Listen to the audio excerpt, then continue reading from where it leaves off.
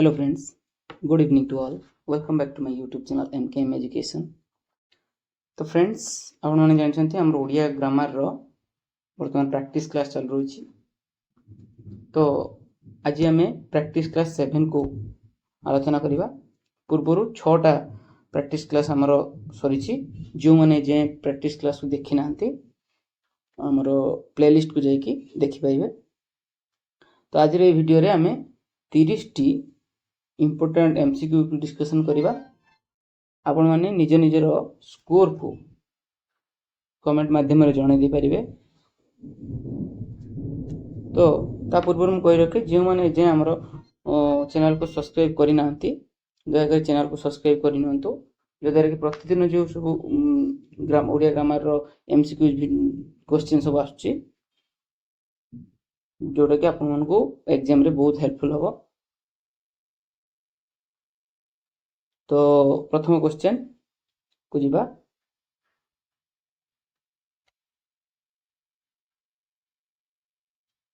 आज प्रथम क्वेश्चन अच्छी देखिला सुंदरी सम्मुखे अपूर्व सुंदर युवक वर अंगवंत कि से अनंग अथवा नर रूपी सुधाकर। ये पचार एटा क्यों अलंकार उपमा रूपक उत्प्रेक्षा ना श्लेष ये को प्रकार अलंकार हम देखो। अलंकार उपरे मु आज गोटे वीडियो पकईची जे हमर अपलोड करची उपमा अलंकार उपरे। उपमा अलंकार रे मु कोन करची ना जेतक गीत अछि हमर उपमा अलंकार जेति गीत अछि तार टाइप अछि टाइप अनुसार मु गीत को सब गीत को वर्णना कर देछि एवं किछि कीवर्ड लिखि देछि। कीवर्ड जोतरे कि आपण उपमा अलंकार समस्त गीत को मन रखि परिबे। ठीक अछि मन रखि परिबे अति सहज भाव रे। तो गीत को मन रखिबेनी केवल कीवर्ड को मन रखिले आपनकर हे जिवो। तेनु आपण माने टिके से वीडियो को देखि नेबे आज अपलोड हे जाइछि। जदि वीडियो टी भलो लागियो मते कमेंट माध्यम जणाइबे। मु जमक अलंकार श्लेष अलंकार अनुप्रास अलंकार जेते सब अलंकार अछि single single video with short trick keyword माध्यम रे आपण मानको पई नै आसी। तो यार सठिक आंसर कोन हे जिवो सुधाकर। जानले जे ए जो यार कीवर्ड होची सुधाकर एटा केउ अलंकार एटा देखिला सुंदरी सम्मुखे अपूर्व सुंदर युवक वर अंगवंत कि से अनंग अथवा नर रूपी सुधाकर। तो एटा केउ प्रकार अलंकार एटा होची रूपक अलंकार। पुणे रूपक अलंकार कोन टाइप अछि कोन हमर पारंपरिक रूपक सांग रूपक निरंग रूपक ये सब टाइप रू क्वेश्चन एराइज हे पारे। तेणु आपण माने जदि आवश्यक मन करते तबे मते कमेंट रे जणाइबे। मु यार टाइप आ तार शॉर्ट ट्रिक रे मु विथ एग्जांपल्स जेति एग्जाम ओरिएंटेड एग्जांपल्स मु ताको गोटे वीडियो रे नेकी आसीबी। तो यार सठिक आंसर कोन हेगला रूपक अलंकार। परवर्ती प्रश्न कोन कहछि ना तुमे एमिति करियो बोली मु आगरु जानिथिली। रेखांकित पदटी केउ प्रकार रेखांकित पदटी केउ प्रकार अवयव बोली पचारछि। एमिति करियो बोली मु आगरु जानिथिली। देखंतु एमिति सेमिति हला कि एमिति जेमिति तथा एपरी ये सब थिले को प्रकार अवयव हुए संभावना सूचक सदृश्य बोधक पद विकार बीजजक। देखंतु बीजजक दुईटी अलगा करूथबो दुईटी वाक्य को आउ पद विकार कहले गोटे सार्थक आ गोटे निरर्थक पद थिबो। संभावना कहले समय को सूचौथबो। तो ए तीनटा हेतु तो कोटा हबनी। तो यार सठिक आंसर कोन हेजिवो सादृश्य बोधक हेजिवो यार सठिक आंसर। परवर्ती प्रश्न को जिबा। 3 नंबर प्रश्न पचारछि लीनर प्रकृति प्रत्यय कोन हेबो। आपण माने जदि मोर वॉइस स्पीड हे जाउ थाए आपण माने वीडियो को पॉज करी क्वेश्चन को भलो भाव पढ़िबे एवं उत्तर देवा पई प्रथमे उत्तर देवा पई चेष्टा करिवे तापरे मोर उत्तर को सुनिबे। तो प्रथम 3 नंबर प्रश्न अछि लीन प्रकृति प्रत्यय कोन हेबो। लीन लीन युक्त लीन युक्त त ली युक्त त लीट युक्त अ। तो यार प्रकृति प्रत्यय कोन हेबो लीन। लीनर प्रकृति प्रत्यय होछि यार सठिक आंसर हेजिवो ली युक्त त लित लीन ली युक्त त लीन। जेमिति दी युक्त त दिन खी युक्त त क्षीण रु युक्त त ऋण। तो ई प्रकार होछि त प्रत्यय लागिले एठी न हेजो यार प्रकृति प्रत्यय मन रखिबे। तापर कहछि ଯେ ଆକାଶରୁ ଜଳବିନ୍ଦୁ ପଡ଼ୁଛି ରେଖାଙ୍କିତ ଅଂଶଟି କେଉଁ କାରକ? ଆକାଶରୁ ଜଳବିନ୍ଦୁ ପଡ଼ୁଛି ରେଖାଙ୍କିତ ପଦଟି କେଉଁ କାରକ? ଦେଖନ୍ତୁ ରୁ ଠାରୁ ମାନଙ୍କ ଠାରୁ ଆସିଗଲା। ରୁ ଠାରୁ ମାନଙ୍କ ଠାରୁ ଆସିଲେ ଏଟା କୋଉ ବିଭକ୍ତିରେ ଯିବ? ପଞ୍ଚମ ବିଭକ୍ତି। ଆଉ ପଞ୍ଚମ ବିଭକ୍ତିରେ କେଉଁ କାରକ ହୁଏ? ନା ଉପାଦାନ କାରକ। କ୍ରିୟା ସାଧିତ ବେଳେ ଗୋଟିଏ ବସ୍ତୁ ଅନ୍ୟ ବସ୍ତୁ ଠାରୁ ବିଚ୍ଛିନ୍ନ ହେଲେ ବା ଅଲଗା ହେଲେ କୋଉ କାରକ ହୁଏ? ନା ଉପାଦାନ କାରକ। ଆଉ ଉପାଦାନ କାରକରେ ସର୍ବଦା ପଞ୍ଚମୀ ବିଭକ୍ତି ହୁଏ। ପଞ୍ଚମୀ ବିଭକ୍ତିର ଚିହ୍ନ କ'ଣ? ନା ରୁ ଠାରୁ ମାନଙ୍କ ଠାରୁ। ବୁଝା ପଡ଼ିଲା? ନେକ୍ସଟ କ୍ୱେଶ୍ଚନ୍ ଯିବା। କଲମ୍ବସ୍ ଆମେରିକା ଆବିଷ୍କାର କଲେ ରେଖାଙ୍କିତ ଅଂଶଟି କେଉଁ କାରକ? ଦେଖନ୍ତୁ କଲମ୍ବସ୍ ପଚାରିଛି। କଲମ୍ବସଟା କେଉଁ କାରକ ହବ? କିଏ ଆବିଷ୍କାର କଲେ ଆଉ କ'ଣ ଆବିଷ୍କାର କଲେ? କିଏ ଲଗାଇ ପ୍ରଶ୍ନ କଲେ ଆମେ କ'ଣ ପାଇବା? ନା କର୍ତ୍ତା। କ'ଣ ଲଗାଇ ପ୍ରଶ୍ନ କଲେ ଆମେ ପାଇବା କର୍ମ। ତ କ'ଣ ଆବିଷ୍କାର କଲେ? ନା ହେଇଗଲା ଆମେରିକା ଆବିଷ୍କାର କଲେ, ଇଏ ହେଇଗଲା କର୍ମ। ତ ପଚାରିଛି କଲମ୍ବସଟା କ'ଣ ହବ? ତ କିଏ ଆବିଷ୍କାର କଲେ? ତ କଲମ୍ବସ୍ ହେଇଯିବ ଏହାର ସଠିକ୍ ଆନ୍ସର। ତ ଇଏ ହେଇଯିବ କର୍ତ୍ତା କାରକ। ସଠିକ୍ ଆନ୍ସର ହେଇଯିବ କର୍ତ୍ତା କାରକ। ପରବର୍ତ୍ତୀ ପ୍ରଶ୍ନକୁ ଯିବା। ଶିକ୍ଷକ ଶିଶିରକୁ ଅନେକ ବୁଝାଇଲେ ତଥାପି ସେ ମିଛ କହିଲା। ଦେଖନ୍ତୁ ଏଠି ଗୋଟେ ଅବୟ ପଦ ଅଛି ତଥାପି। ଏ ତଥାପି ଯୋଉ ଅଛି এটা ପଚାରିଛି ଏଟା କୋଉ ପ୍ରକାର ବାକ୍ୟ ପଚାରିଛି। এটা ପଚାରିଛି ଏଟା କେଉଁ ପ୍ରକାର ବାକ୍ୟ। এটা ବାକ୍ୟଟି କେଉଁ ପ୍ରକାର ବାକ୍ୟ କହିଛି। ଦେଖନ୍ତୁ ତଥାପି, କିନ୍ତୁ, କିମ୍ବା ଏ ସବୁ ହେଉଛି ଗୋଟେ ଗୋଟେ ସଂଯୋଜକ ଅବୟ, ହେଲା କି? ଏବଂ ନଚେତ୍ ଏ ସବୁ ହେଲା ଯୋଉ ଅବୟ ପଦ। ଆଉ ଅବୟ ପଦ ଯୋଉଠି ଥିବ ଆମେ କୋଉଠି କୋଉ ପ୍ରକାର ବାକ୍ୟ ହବ? ସେଟା ହେଲା ଯୌଗିକ ବାକ୍ୟ। ଅବୟ ପଦ ରହିଲେ ଯୋଉ ସଂଯୋଜକ ଅବୟ ପଦ ରହିଲେ ବା ବିଯୋଜକ ଅବୟ ପଦ ରହିଲେ ଏ କୋଉ ପ୍ରକାର ବାକ୍ୟ ହେଇଯିବ? ଯୌଗିକ ବାକ୍ୟ ହେଇଯିବ। ତ ପରବର୍ତ୍ତୀ ପ୍ରଶ୍ନକୁ ଯିବା। କେଉଁଠି ଠିକ୍ ଅଛି? କେଉଁଠି ଠିକ୍ ଅଛି କହିଲେ?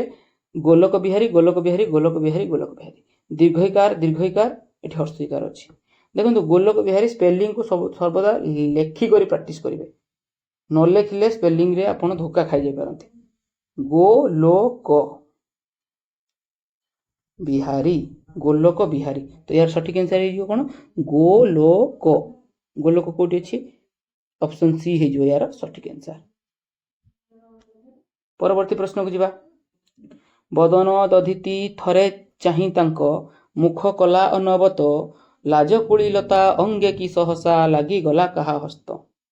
ତ ଏହା ପଚାରିଛି କେଉଁ ପ୍ରକାର ଅଳଙ୍କାର। ଏଟା କେଉଁ ପ୍ରକାର ଅଳଙ୍କାର? ରୂପକ ଅଳଙ୍କାର, ଉପମା ଅଳଙ୍କାର, ଅନୁପ୍ରାସ ଅଳଙ୍କାର, ଯମକ ଅଳଙ୍କାର। ମୁଁ ଅଳଙ୍କାର ଉପରେ ବେଶୀ ଡିପ୍କୁ ଯାଉନି କାରଣ ଭିଡ଼ିଓ ଲମ୍ବା ହେଇଯାଇପାରେ। 30ଟା କ୍ୱେଶ୍ଚନ୍ ଅଛି। ଯଦି ଆପଣଙ୍କର ଅଳଙ୍କାର ଉପରେ ସିଙ୍ଗଲ ଭିଡ଼ିଓ ଦରକାର ମୋତେ କହିଦେବେ ମେସେଜରେ, କମେଣ୍ଟରେ କହିଦେବେ। ମୁଁ ସିଙ୍ଗଲ ଭିଡ଼ିଓ ୱିଥ୍ ଏକ୍ଜାମ୍ପଲ୍ସ ନେଇ ଆସିବି। ଅଳଙ୍କାରକୁ ଏକ୍ଜାମ୍ପଲ୍ ସହିତ ନେଇ ଆସିବି। ତ କେଉଁ ପ୍ରକାର ଅଳଙ୍କାର ହେବ ଏଟା?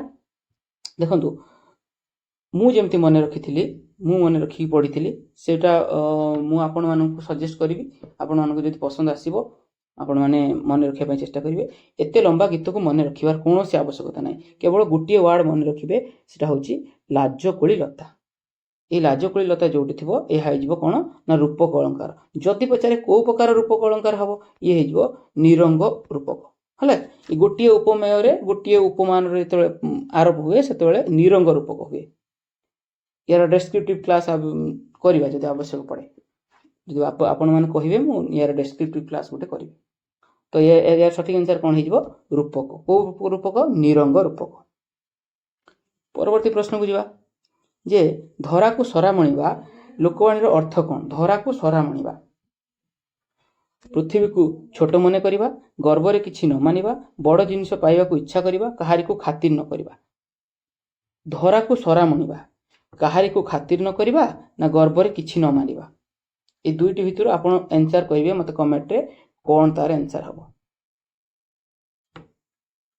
ତ ପରବର୍ତ୍ତୀ ପ୍ରଶ୍ନକୁ ଯିବା। 10 ନମ୍ବର ଦେଖନ୍ତୁ। ମୟନ ଶବ୍ଦର ସନ୍ଧି ରୂପଟି କ'ଣ ହେବ? ମୟନ। ଦେଖନ୍ତୁ ମୟନ ଏଠି କ'ଣ ଅଛି? ଅୟ ଅଛି।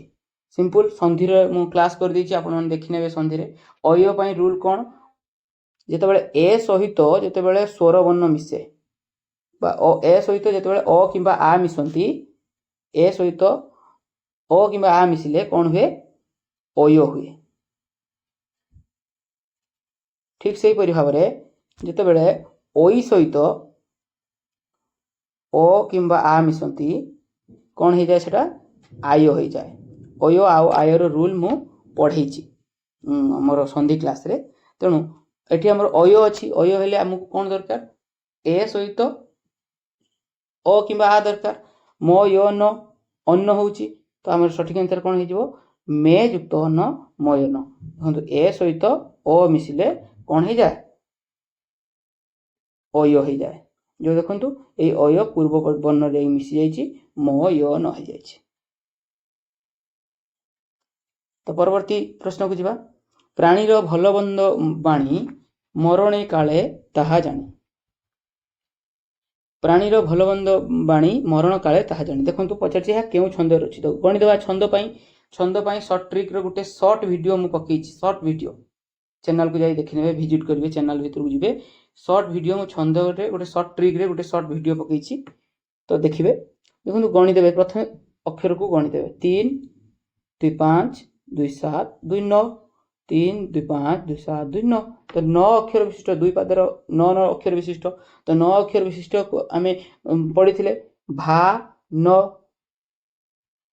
भान पढ़ी भागवत बाणी 9 अक्षर विशिष्ट भान तो नग आम देखा जे भागवत बाणी कौटी अच्छी भागवत बाणी अन्य नाम कौन गुज्जरी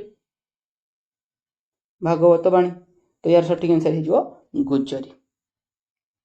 परवर्ती प्रश्न को जीवा देखो फ्रेंड्स जदि प्रतिदिन आम एमसीक्यू क्वेश्चन आसूँ आपको ये क्लास भल लगु था इफेक्टिव लगु था आपण दरकारी बोली मन करूँ तेरे वीडियो को शेष जाए देखिए एवं वीडियो को लाइक कमेंट शेयर करेंगे।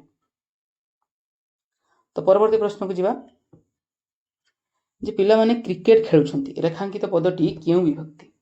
देखो क्रिकेट एठी कौन सी विभक्ति चिन्ह नहीं कौन सी विभक्ति चिन्ह नहीं टी टाटी गुड़ा को गुड़ी को कुम को मान को रेठार मान कौन सी विभक्ति चिन्ह नहीं किंतु आम चिन्हवा केमती आम जानते जे कारक रु विभक्ति को आम चिन्हट कर विभक्ति कारक चिन्हट कर।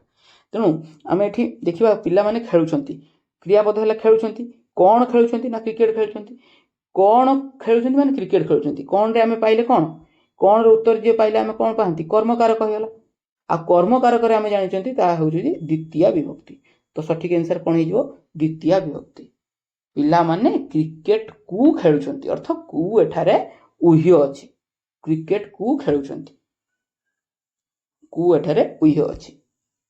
तो परवर्ती प्रश्न को जीवा अभिलाष अभिलाष अभिलाष अभिलाषा पचार कौटा ठीक हम सठिक आंसर तार कौन हम मुदिन दंतेश्य तालवेश्य मुदिनेश तो यार सठिक आंसर कौन हम आपण मैंने कमेंट मत करेंगे कारण स्पेलिंग एरर आपण मैंने लेखि लेखि प्रैक्टिस करेंगे लेखि लेखि प्रैक्टिस करेंगे यार सठिक आंसर टी कौन हम। तो परवर्ती प्रश्न कौन धन युक्त ईश्वर शब्दटी कौन है धन युक्त ईश्वर देखो आपन को स्वर संधि में पढ़े जे धन धन रे पूर्व पदरे शेष वर्णटी कौन अच्छी अ अच्छी ईश्वर आद्य वर्णटी कौन अच्छी ई अच्छी अ सहित जितेबाला ई रो मिश्रण हुए ता कौन हो जाए ए हो जाए एवं ए पूर्व वर्ण रे जाइकी लागी जाए पूर्व वर्ण की अच्छी धन अच्छी तो कौन हो धनेश्वर धनेश्वर तो आमर सठिक आंसर टी कौन हो धनेश्वर ठीक है। तो फ्रेंड्स जदि स्पीड हो जाउची कथाटी मत टिके कमेंट रे कहिबे कि जदि मो वॉइस आपन पाखरे स्पीड हो जाउची कमेंट माध्यम जणे मु चेष्टा करी वॉइस को टिके धीरे करिया पई कारण मो वॉइस टिके स्पीड सब मु टिके स्पीड ही कथा कहे तेणु काले स्पीड हो जाउतो टिके कहिबे मते। तो परवर्ती प्रश्न को जीवा विभास केदार छंदर केते पादरे गोटिए पद हुए से पचार केते पादरे गोटिए पद हुए विभास केदार देखंतु छंदरे गोटे क्लास में कही च स क चषक ये हूँ 4 पाद विशिष्ट आ र ये हूँ 6 पाद विशिष्ट ये दुईटी एतक 5टी छंद को छाड़देला आउ जेते दुनिया रे छंद अच्छी समस्ते 2 पादरे 1 पाद 2 पादरे 1 पद हुंती समस्ते 2 पादरे 1 पद हुंती मन रखिए दुई पादर एक पद हुंती समस्त छंद केवल चषक 4 आउ आर 6 को छाड़देला पर चषक 4 अर्थ ये 4 पादर एक पद हुंती आर रे 6 पादर एक पद हुंती चोखी शंकराभरण कलहंस केदार ये तीनोटी छंद 4 पादर एक पद आर हूँ आषाढ़ शुक्ल आ रसकुल्ला ये होती 6 पादर एक पद तेणु पचारची विभास केदार को आम नटवाणी बोली भी कही था तो यहाँ केते पाद हम ना 2 पाद विशिष्ट हम। तो परवर्ती प्रश्न होची चंदन वेश मु कहती मोर हेउछि मन चित्तके धरिब युवती चाही चंद्रवदन संस्कृत पदटी क्यों छंदरे रचित छंद पचारची अक्षर गणिदेवा 3 2 5 6 3 9 2 11 3 14 15 16 तो 16 अक्षर विशिष्ट कार अच्छी 16 अक्षर विशिष्ट र सो कही र सो रामकेरी 16 अक्षर विशिष्ट रसो है कि नटवाणी नबा 12 अक्षर विशिष्ट भागवतवाणी बा गुज्जरी भान 9 अक्षर विशिष्ट मन रखिए। परवर्ती प्रश्न हूँ कौन ना महाकाश यात्री माने महाकाश जानरू अवतरण कले से पचार क्यों प्रकार कारक पचार महाकाश यान रू ठारू मानक ठारू कौ विभक्ति हम पंचमी विभक्ति हम तो पंचमी विभक्ति हेले को कारक हम अपादान कारक हो यार सठिक आंसर। तापर से कौची राम अति जोर रे दौड़ुछि रेखांकित पदटी क्यों प्रकार विशेषण राम अति जोर रे दौड़ुछि देखंतु राम दौड़ुछि हला क्रिया केमती दौड़ुछि बेगरे दौड़ुछि गोटे विशेषण ये हेगला क्रिया विशेषण गोटे क्रिया को प्रभावित करुछि ना तो क्रिया विशेषण ये हेगला केते जोर रे दौड़ुछि ना अति बेगरे दौड़ुछि तने गोटे क्रिया विशेषण को आउटे विशेषण पद विशेषित कला तो 2 थर प्रश्न करेंगे गोटे क्रिया ये है क्रिया विशेषण को आउटे विशेषण पद विशेषित कला तेणु ये सठिक आंसर कौन हो क्रिया विशेषण हम ना क्रिया विशेषण हम क्रिया विशेषण विशेषण हम ना क्रिया विशेषण ना विशेषण विशेषण तो यार सठिक आंसर कौन हो क्रिया विशेषण विशेषण यदि पचार क्रियाज विशेषण क्रियारु जात विशेषण हूँ क्रियाज विशेषण जमी क्रिया होता बेले जोटा जलंता निया अर्थ नियाटी जलुवा अवस्था नियाटा को आम कौन कहते जलंता निया उड़ंता पक्षीटा उड़ुची आ से पक्षीर गोटे उड़वा अवस्थाटा हूँ उड़ंता पक्षीर अवस्था कौन अच्छी बर्तमान ना उड़ंता अच्छी आ उड़ंता उड़ारू उड़ंता होती तो ये होगा आमर क्रियाज विशेषण तो ये आम सठिक आंसर कौन हो क्रिया विशेषण विशेषण आउ जमी कहली बेगरे दौड़ुछि ये बेगरे कौन हो क्रिया विशेषण उदाहरण हो। तो परवर्ती प्रश्न को जीवा निम्नलिखित मध्य केउटी फकीर मोहन लेखा फकीर मोहन लेखा पचार दाना पानी धूली आम घर हालचाल सुभद्रा परिणय कथा आसला मैंने आप जानी उपेन्द्र भंज आम घर हालचाल ये किए लिखिं गोपाल चंद्र प्रहराज दाना पानी गोपीनाथ महांती तो धूली ये धूलीटा हूँ कहार ना आमर फकीर मोहन सेनापति गोटे कविता धूली हो गला पूजा फूल हो गला आउ कौन हो गला आउ कविता गुड़ी आमर कमेंट जनइबे प्रार्थना हो गला ये सब हूँ फकीर मोहन कविता। परवर्ती प्रश्न हूँ प्रधान शिक्षयित्री छात्र मानक पुरस्कार देले रेखांकित पदटी क्यों विभक्ति युक्त होइछि देखंतु छात्र मानकू को मानकू आइदर से द्वितीय हम नहले चतुर्थी हम द्वितीय हम नहले चतुर्थी हम तो छात्र मानकू पुरस्कार देले देखंतु पुरस्कार देइछंती से पुनश्च तो पुरस्कार अधिकारी किए छात्र माने संपूर्ण अधिकारी हेले तार जदि पाइथिबा दानर संपूर्ण अधिकारी जे दान देइछंती जे ग्रहिता जे ग्रहण करछंती जदि से दानर से संपूर्ण अधिकारी हेई पारुछंती तबे से तांको ठारे सदा सर्वदा कोन हबो चतुर्थी विभक्ति हम जदि से ग्रहिता पाइथिबा दानर अधिकारी नुहंती संपूर्ण अधिकारी नुहंती ताहले से द्वितीय विभक्ति हम तेणु छात्र मानक भीतर पुरस्कार दिखाई से पुरस्कार संपूर्ण अधिकारी होचंती सेमान तेणु एठारे कोन हेजबो चतुर्थी विभक्ति संप्रदान कारक संप्रदान चतुर्थी विभक्ति बुझा पड़ला। परवर्ती प्रश्न को जीवा वृक्षलता यह पचार क्यों समासर अंतर्गत वृक्षलता कर्मधारय समास तत्पुरुष समास द्वंद्व समास दिग्गु समास तो पचार एटा क्यों प्रकार समासर उदाहरण ना वृक्षलता जो आम विग्रह वाक्य करवा आमर विग्रह वाक्यटा कौन हो वृक्ष ओ लता ओ एवं ये सब लगे कौ प्रकार समास हुए वृक्ष ओ लता वृक्षलता ये हो आमर द्वंद्व समास। परवर्ती प्रश्न को जीवा ऐघरा को बैगण फिंगिबा रूढ़ीर अर्थ कौन।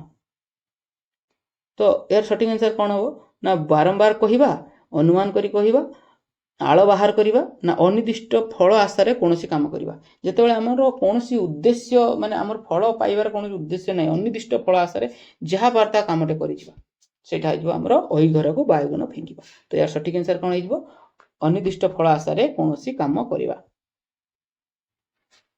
परवर्ती प्रश्न कौन पचार भगिनीर पुत्र एक पदरे प्रकाश कले कौन हम भगिनेय भागिनेय भगिनेय भागिनेय आउ भगिनेय सब दुईटा एक स्पेलिंग एका अच्छी किंतु मात्रा रे विभिन्नता अच्छी मात्रा रे। तो देखिबा जे भागिनेय कि हबो कि भगिनेय हबो। देखो भगिनीर पुत्र भगिनी हूँ गोटे स्त्रीलिंग वाचक शब्द किंतु एतले तांकर पुओ होउची से गोटे पुल्लिंग वाचक शब्द आउ भगिनेय हबो कि भगिनी होउची गोटे स्त्रीलिंग वाचक शब्द जेतेबेले तांकर पुओ आसीबो तांक पुओटा कोन हेजो गोटे पुल्लिंग वाचक शब्द। तो आमर हेटी भगिनी रु भागिनी हेजो भागिनेय भागिनेय बुझा पड़ला। यार सठिक आंसर ताले कोन हेजो को नंबर को ऑप्शन हेजो भागिनेय स्पेलिंग टा कोन हबो ताने ऑप्शन ए हेजो तार सठिक आंसर हेजो भागिनेय बुझा पड़ला। तो परवर्ती प्रश्न को जीवा केउटी ठीक जमीदारी दीर्घइकार जमीदारी मरे दीर्घइकार जमीदारी हर्षइकार एवं दारी रे मध्य हर्षइकार जमीदारी जमीदार। तो पचार सठिक आंसर कौन सठिक उत्तरटी आमर कौन हम स्पेलिंग टू लेखि लेखि प्रैक्टिस करिए जमी जमी आउ दारी जमीदारी सब हर्षइकार ही हम जमीदारी हम यार सठिक आंसर। तो परवर्ती प्रश्न होची दरिद्रता पंकपूर्ण मजीवन स्तर जंजाल जलद जले आविर्भूतर आपण मैंने समस्ते जानिथिबे जे रूपकलंकार आपण गोटे माइंड रे थिबो कि रूपकलंकार जोटी हाइपेन दिया हैची एटा होची रूपकलंकार हाइपेन दिया हैथो माने रूपकलंकार सब रूपक रे हाइपेन दिया जाए नाही सब रूपकलंकार हाइपेन दिया जाए नाही। रूपकलंकार टाइप सब अछि सांग रूपक निरंग रूपक परंपरित रूपक तो ये सब जो डिफरेंट डिफरेंट टाइप अछि सबुथिरे दिया जाए नाही हमर हाइपेन दिया जाए नाही। तेणु आमर ये सठिक आंसर कौन हो रूपक अलंकार हम किंतु रूपक एटा को प्रकार रूपक हम एटा हो परंपरित रूपक रो कॉन्सेप्ट क्लास मु आनिबी जदि आपण मन कमेंट कहिबे कॉन्सेप्ट क्लास आनिबी। तो परवर्ती प्रश्न कौन हो पिटा पिटी क्यों समास पिटा पिटी क्यों समास एटा जानथि पिटा पिटी बाड़ा बाड़ी ठेका ठेकी ये सब ए प्रकार शब्द आसिले आम जानछंती ये होची व्यक्तिहार समास भिड़ा भिड़ी चुट्टी को चुट्टी धरी टणा टणी ये सब हो व्यक्तिहार समास उदाहरण। तो परवर्ती प्रश्न होची मु तांको विषय रे सबु जाने ये जो तांको शब्दटी अछि या कोजी केउ प्रकार सर्वनाम निर्णायक सर्वनाम निर्देशात्मक सर्वनाम संबंध सूचक सर्वनाम आउ आत्मसूचक सर्वनाम जते आपणा निजे निजकू से आसिले आत्मसूचक सर्वनाम संबंध सूचक सर्वनाम हेबनी आउ निर्णायक सर्वनाम हेबनी सर्वनाम पद विशेष पद रही सर्वनाम पद वाक्य व्यवहृत होई जते विशेष पद को निर्णय करे ताको निर्णायक सर्वनाम कहंती जेमिति होला प्रत्येक हे गला समस्त हे गला ये निर्णायक सर्वनाम उदाहरण। किंतु निर्देश कहले जते हम जण को निर्देश दउचंती सेही एहा ताहा हां ताकू से ये सब होची हमर निर्देशात्मक उदाहरण निर्देशात्मक सर्वनाम उदाहरण बुझा पड़ला।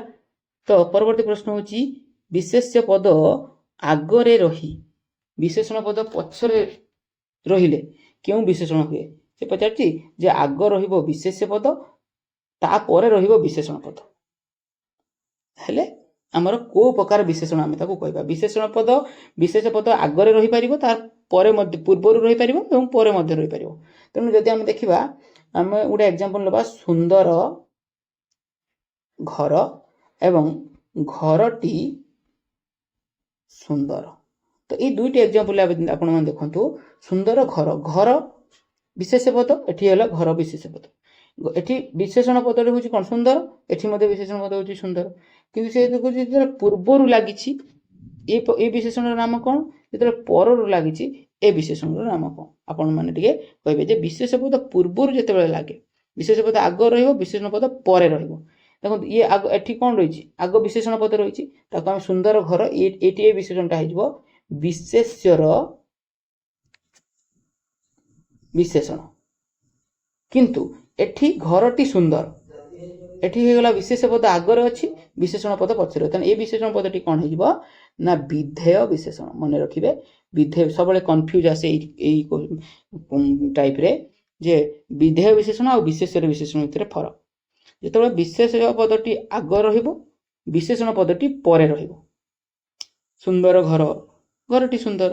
ହସ୍ତାକ୍ଷର, ସୁନ୍ଦର ହସ୍ତାକ୍ଷର ହେଲେ ବିଶେଷର ବିଶେଷଣ, କିନ୍ତୁ ହସ୍ତାକ୍ଷରଟି ସୁନ୍ଦର ହେଇଗଲେ ଆମର ବିଧେୟ ବିଶେଷଣ। ବୁଝା ପଡ଼ିଲା? ତ ୟାର ସଠିକ୍ ଆନ୍ସର କ'ଣ ହେଇଯିବ, ବିଧେୟ ବିଶେଷଣ। ଆପଣମାନେ ଭିଡ଼ିଓକୁ ପଜ୍ କରି ନିଜର ସ୍କୋରକୁ କାଉଣ୍ଟ କରୁଥିବେ ଏବଂ ଶେଷରେ ମୋତେ କମେଣ୍ଟରେ ଜଣାଇବେ କେତୋଟି ଲେଖା ଠିକ୍ କରିଛନ୍ତି, ଯଦ୍ୱାରା କି ମୋତେ ଟିକେ ଇନ୍ସପିରେସନ୍ ମିଳିବ, ଯଦ୍ୱାରା କି ମୁଁ କୋଶ୍ଚିନ୍ ବନେଇବି, ଭଲ ଭଲ କୋଶ୍ଚିନ୍ ଆଣିପାରିବି ଆପଣମାନଙ୍କ ପାଇଁ। ଆପଣମାନେ କୋଶ୍ଚିନ୍ ନିଜ ସ୍କୋରକୁ ସେୟାର କରନ୍ତୁ। ମୋତେ ଲାଗିବ କି ଯଦି ଆପଣଙ୍କୁ କୋଶ୍ଚିନ୍ ଇଜି ହେଇଯାଉଛି ତ ମୁଁ ଇଜିରୁ ଆଉ ଟିକେ ମଡରେଟ୍ କରିବି, ମଡରେଟ୍ରୁ ଟପ୍ ଲେଭେଲକୁ ନେବି। କାରଣ ଆଜିକା ଡେଟ୍ରେ ବହୁତ କମ୍ପିଟିସନ୍ ବହୁତ ହାଇ ହେଲାଣି। ତେଣୁ କୋଶ୍ଚିନ୍ ବହୁତ ପୁରା କନଫ୍ୟୁଜିଂ ବାଲା କୋଶ୍ଚିନ୍ ପଡ଼େ, ଟ୍ରିକି କୋଶ୍ଚିନ୍ ପଡ଼େ। ଧୀରେ ଧୀରେ ଆମେ କୋଶ୍ଚିନ୍ର ଲେଭେଲକୁ ଆଉ ଟିକେ ବଢ଼େଇ ପାରିବା। ଆପଣମାନେ ନିଜ ସ୍କୋରକୁ ସେୟାର କରନ୍ତୁ। କାରଣ 45 ମାର୍କ ଆମର ପଡ଼ୁଛି ଓଡ଼ିଆ ଗ୍ରାମାରର କୋଶ୍ଚିନ୍। ତେଣୁ 45 ମାର୍କରୁ ଆମକୁ ମିନିମମ୍ 40 ଏଭବ୍ ରଖିବାର ଅଛି। ତେଣୁ ସେଇଭଳି ଆମକୁ ପ୍ରିପେୟାର କରିବାର ଅଛି। ପ୍ରତିଦିନ ଯେଉଁ ଭିଡ଼ିଓ ଦିଆଯାଉଛି ସେ ଭିଡ଼ିଓରେ ଆପଣ ନିଜର ସ୍କୋରକୁ ସେୟାର କରନ୍ତୁ। ତ ପରବର୍ତ୍ତୀ ପ୍ରଶ୍ନ କ'ଣ ପଚାରିଛି ନା, ମାର୍ଟିନ୍ ଲୁଥର ଥିଲେ ଆମେରିକାର ଗାନ୍ଧୀ। ମାର୍ଟିନ୍ ଲୁଥର ଥିଲେ ଆମେରିକାର ଗାନ୍ଧୀ। ଏହା କହୁଛି ପଦଟି କେଉଁ ପ୍ରକାରର ବିଶେଷ୍ୟ। ଦେଖନ୍ତୁ ଇଏ ଗାନ୍ଧୀ ଏ ବାକ୍ୟରେ ଗୋଟେ ବିଶେଷ୍ୟ, ମାର୍ଟିନ୍ ଲୁଥର ଇଏ ମଧ୍ୟ ଗୋଟେ ପ୍ରକାରର ବିଶେଷ୍ୟ। ଦେଖନ୍ତୁ ଦୁଇଟା ବିଶେଷ୍ୟ ପଦ ଅଛି। ପଚାରିଛି ଇ ଗାନ୍ଧୀଟା କୋଉ ପ୍ରକାର ବିଶେଷ୍ୟ। ଏହାର ସଠିକ୍ ଆନ୍ସର କ'ଣ ହେଇଯିବ, ମୁଁ ଆଗ ଆନ୍ସର କହିଦେଉଛି। ଅପସନରେ ଆନ୍ସର ନାହିଁ। ସଠିକ୍ ଆନ୍ସର ହେଇଯିବ ଜାତିବାଚକ। ଜାତିବାଚକ ହେଇଯିବ ଏହାର ସଠିକ୍ ଆନ୍ସର। ଆଉ ମାର୍ଟିନ୍ ଲୁଥର ଇ ଗାନ୍ଧୀ କାହିଁକି ଜାତିବାଚକ ହେଲା, ଦେଖନ୍ତୁ ମାର୍ଟିନ୍ ଲୁଥର ହେଉଛି ଗୋଟେ ବ୍ୟକ୍ତିର ନାମ, ବ୍ୟକ୍ତିର ନାମ। ତ ବ୍ୟକ୍ତିବାଚକ ବିଶେଷ୍ୟ, କିନ୍ତୁ ଗାନ୍ଧୀ ବି ତ ଗୋଟେ ବ୍ୟକ୍ତିର ନାମ ନା। କିନ୍ତୁ ଗାନ୍ଧୀ ଜାତିବାଚକ ବିଶେଷ୍ୟ ହେବ। କାହିଁକି ଜାତିବାଚକ ବିଶେଷ୍ୟ ହେବ, କାରଣ ମାର୍ଟିନ୍ ଲୁଥରଙ୍କୁ ଗାନ୍ଧୀଙ୍କ ସହିତ ତୁଳନା କରାଯାଇଛି। ମାର୍ଟିନ୍ ଲୁଥର ଥିଲେ ଆମେରିକାର ଗାନ୍ଧୀ। ଯେତେବେଳେ ଜଣକୁ ଅନ୍ୟ ଜଣଙ୍କ ସହିତ ତୁଳନା କରାଯାଏ, ଯାହା ସହିତ ତୁଳନା କରାଯାଏ ସିଏ ହେଉଛି ଜାତିବାଚକ ବିଶେଷ୍ୟ, ଆଉ ଯାହାକୁ ତୁଳନା କରାଯାଏ ସିଏ ହେଉଛି ବ୍ୟକ୍ତିବାଚକ ବିଶେଷ୍ୟ। ବୁଝା ପଡ଼ିଲା? ତ ଏଠି ଆମର ଗାନ୍ଧୀ ହେଲେ କ'ଣ ନା ଜାତିବାଚକ ବିଶେଷ୍ୟ, ଆଉ ମାର୍ଟିନ୍ ଲୁଥର ହେଇଗଲେ ଆମର ବ୍ୟକ୍ତିବାଚକ ବିଶେଷ୍ୟ। ପରବର୍ତ୍ତୀ ପ୍ରଶ୍ନକୁ ଯିବା ଯେ ଆକାଶ ସୁନ୍ଦରୀ କାହାର ଲେଖା ଅଟେ। ଆକାଶ ସୁନ୍ଦରୀ କାହାର ଲେଖା ଅଟେ। ଜଗନ୍ନାଥ ଦାସ, ବଳରାମ ଦାସ, ସୁରେନ୍ଦ୍ର ମହାନ୍ତି, ଗୋପୀନାଥ ମହାନ୍ତି। ଏଇଟା ହେଉଛି କାହାର ଲେଖା। ଆକାଶ ସୁନ୍ଦରୀ ଇଏ ହେଉଛି ଗୋପୀନାଥ ମହାନ୍ତିଙ୍କର ଲେଖା। ଇଏ ହେଉଛି ଗୋପୀନାଥ ମହାନ୍ତିଙ୍କର ଲେଖା। ତେଣୁ ଏହାର ସଠିକ୍ ଆନ୍ସର କ'ଣ ହେଇଯିବ, ଗୋପୀନାଥ ମହାନ୍ତି। ତ ଫ୍ରେଣ୍ଡସ୍, ଆଜି ଆମର ଏଇ ଭିଡ଼ିଓ ମାଧ୍ୟମରେ ଆମେ 30ଟି କୋଶ୍ଚିନ୍କୁ ଡିସ୍କସନ୍ କଲେ। এই 30ଟି କୋଶ୍ଚିନ୍ରୁ ଆପଣମାନେ କେତେଟି କୋଶ୍ଚିନ୍ର ଆନ୍ସର ଦେଇପାରିଲେ ଆପଣ ନିଜର ସ୍କୋରକୁ କମେଣ୍ଟ ମାଧ୍ୟମରେ ଜଣାନ୍ତୁ। ଭିଡ଼ିଓଟି ଯଦି ଭଲ ଲାଗିଥାଏ ତାହେଲେ ଲାଇକ୍, କମେଣ୍ଟ, ସେୟାର ଏବଂ ଯଦି କାହାକୁ କିଏ ବି ଏଯାଏଁ ଆମ ଚ୍ୟାନେଲକୁ ସବସ୍କ୍ରାଇବ୍ କରିନାହାନ୍ତି ସବସ୍କ୍ରାଇବ୍ କରିନିଅନ୍ତୁ। ତ ରହୁଛି, ପୁଣି କାଲି ମର୍ଣ୍ଣିଂରେ ଆମେ ପୁଣି ଆଉ ଗୋଟେ ଅଳଙ୍କାରର, ଯଦି ଆପଣମାନେ କମେଣ୍ଟ କରିଥିବେ ଦେନ୍ ମୁଁ କାଲି ଗୋଟେ ଅଳଙ୍କାରର ଭିଡ଼ିଓ ଆଣିବି। ଅଦରୱାଇଜ୍ ଆମର ଯେମିତି MCQ କ୍ଲାସ୍ ଚାଲିଥିଲା ଚାଲିବ। ରହୁଛି, ନମସ୍କାର।